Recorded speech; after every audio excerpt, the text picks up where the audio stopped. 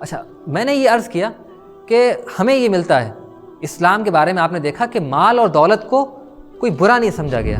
مالدار لوگ سماج کے کوئی برے لوگ نہیں ہیں. مال اور دولت وہ اچھی چیز ہے.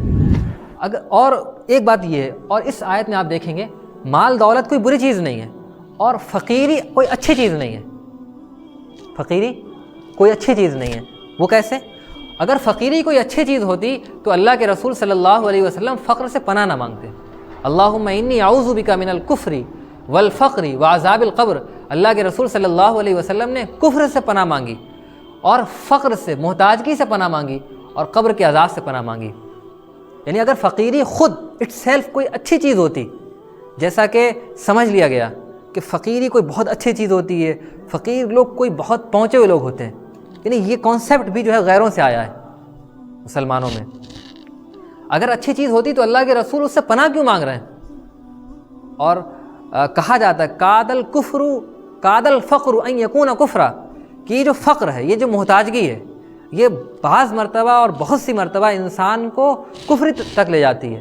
انسان اپنے ضمیر کا سودا کر لیتا ہے. جب پیٹ خالی ہوتا ہے تو انسان جو ہے اپنے ضمیر تک کا سودا کر لیتا ہے. تو یہ کوئی اچھی چیز نہیں ہے. ہاں، اللہم انی اسألک الہدی، اللہ میں آپ سے ہدایت مانگتا ہوں، والتقی، اور پرہیزگاری مانگتا ہوں، والعفاف، پاک دامنی مانگتا ہوں، والغنی، اور مالداری مانگتا ہوں. یعنی اگر مالداری خود کوئی بری چیز ہوتی تو اللہ کے رسول صلی اللہ علیہ وسلم مالداری کے لیے دعا کیوں کر رہے ہیں؟ اللہم اکفنی بحلالک عن حرامک، پر اللہ یہ اے اللہ مجھے حلال عطا کر کے حرام سے بے نیاز کر دیجئے، اور اپنے فضل سے مجھے مالدار کر دیجئے. یعنی آپ دیکھ رہے ہیں کہ فقیری سے پناہ مانگی جا رہی ہے اور مالداری کو خود مانگا جا رہا ہے. تو یہ مالداری بری کیسے چیز ہو سکتی ہے؟ ہاں، یعنی میں نے یہ عرض کیا کہ فقیری خود کوئی اچھی چیز نہیں ہے، مالداری خود کوئی اچھی چیز نہیں. اگر کبھی فقیری وہ خراب ہو سکتی ہے تو مالداری بھی انسان کو غلط راستے پر لے جا سکتی ہے. اس وجہ سے اللہ کے رسول صلی اللہ علیہ وسلم نے وہ غنا کے شر سے پناہ مانگی ہے اور فقر کے شر سے ہی پناہ مانگی ہے، کہ فقر میں بھی آزمائش ہے اور غنا کے اندر بھی آزمائش ہے. انسان کی آزمائش کبھی مالداری میں ہے، اللہ تعالیٰ مال عطا کرتے ہیں، تو اب انسان اس پر کیسے ریئیکٹ کرتا ہے اور اس کا کیا رویہ رہتا ہے. وہ شکر گزاری کے جذبہ کو سامنے لاتا ہے، اللہ تعالیٰ کے شکریہ ادا کرتا ہے، یا یہ نافرمان بن جاتا ہے. اور اگر اللہ تعالیٰ نے اس کو فقر دیا ہے، اس کو تنگ دستی دی ہے، تو وہ صبر کرتا ہے یا کہ جزا فضا کرتا ہے.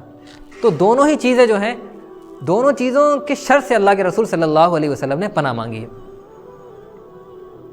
اور ہم دیکھتے ہیں کہ قرآن پاک میں ایک دو جگہ نہیں، بار بار مال اور دولت کو اللہ تعالیٰ کا فضل کہا گیا ہے. ہم لوگ مسجد سے نکلتے ہیں، دعا پڑھتے ہیں اللہم انی اسألک من فضلک، اللہ میں آپ کا فضل مانگتا ہوں. فضل کیا ہے بھئی؟ نماز تو پڑھ لی، اب نماز پڑھ کے مسجد سے باہر جا رہے ہیں، اللہ تعالیٰ کا فضل چاہیے، وہی مال دولت روزی چاہیے، اللہ کا فضل ہے. اب یہ دیکھیں آیت کہ جب آپ نماز پڑھ لیں، فانتشروا فی الارض، زمین میں پھیل جاؤ، وابتغوا من فضل اللہ، اللہ کا فضل تلاش کرو. اب دیکھیں مال اور دولت کو یہاں اللہ کا فضل قرار دیا جا رہا ہے. یسألونک ماذا ینفقون قل ما انفقتم من خیر، اور ان آیتوں میں مال اور دولت کو خیر کہا جا رہا ہے. خیر، مال کو اللہ کا فضل کہا جا رہا ہے، مال کو خیر کہا جا رہا ہے. کہ اے نبی صلی اللہ علیہ وسلم، صحابہ آپ سے پوچھتے ہیں اللہ کے راستے میں کیا خرچ کریں، آپ کہہ دیجئے جو کچھ خیر، یعنی مال اور دولت تمہارے پاس ہے وہ آپ خرچ کریے، والدین کو دیجئے، رشتہ داروں کو دیجئے، یتیموں کو دیجئے، مسکینوں کو دیجئے، مسافروں کو دیجئے. وَإِنَّهُ لِحُبِّ الْخَيْرِ لَشَدِيدٌ، انسان مال خیر کہا گیا، مال کی محبت میں سخت واقع ہوا ہے. تو قرآن اور حدیث کے اندر ہمیں دکھتا ہے کہ مال اور دولت کو اللہ تعالیٰ کا فضل قرار دیا جا رہا ہے، مال اور دولت کو خیر کہا جا رہا ہے. ظاہر ہے جو اللہ کا فضل ہے، جو خیر ہے، وہ چیز اٹ سیلف خود کیسے بری ہو سکتی ہے؟